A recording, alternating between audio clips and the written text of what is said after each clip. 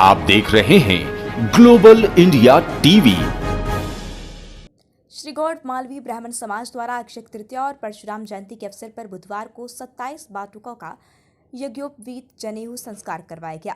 वहीं निजी school ground में पत्रिका विमोचन का कार्यक्रम किया। वहीं कैबिनेट मंत्री, सांसद और खरगोन विधायक द्वारा पत्रिका का विमोचन किया गया। इस दौरान सांसद गजेंद्र पटेल ने मंच पर अपने उद्बोधन में खरगोन में जो दृश्य देखा उसके बारे में बताया और कहा अब शास्त्र के साथ शस्त्र उठाने की आवश्यकता है। वहीं मंच पर बैठे खरगोन विधायक रवि जोशी के नाम लेते हैं सांसद गजेंद्र पटेल ने कहा, खरगोन में 4 ब्राह्मण परिवारों के भी घर जले हैं।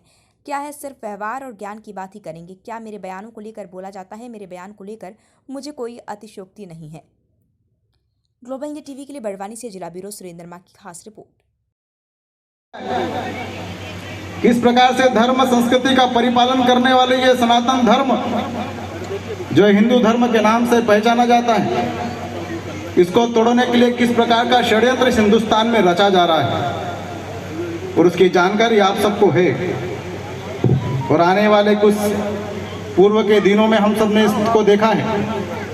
हिंदुस्तान की धरती पर जहाँ पर हमारे ब्राह्मण देवताओं के आधार पर हमारी माताओं को माँ के रूप में देखा जाता है, पूजा जाता है, ब्राह्मण देवताओं की पूजा की जाती है।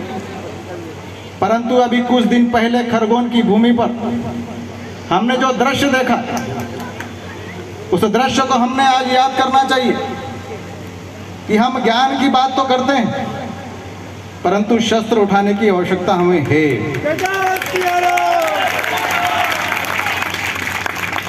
और शस्त्र उठाने की बात को लेकर मैं इसलिए प्रश्न उठाता हूं कि आदरणीय रवि जोशी जी हमारे बीच में उपस्थित हैं कि खरगोन के दंगों में 4 ब्राह्मण परिवारों को भी जलाया गया। यह हमारे सामने जीता जागता उदाहरण है। क्या हम सिर्फ ज्ञान की बातें करेंगे?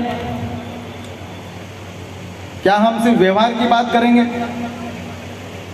क्योंकि मुझे मालूम है कि मेरे बयानों को बड़े बोला जाता है और उस बयानों के बोलने में मुझे कोई अतिशयोक्ति नहीं है।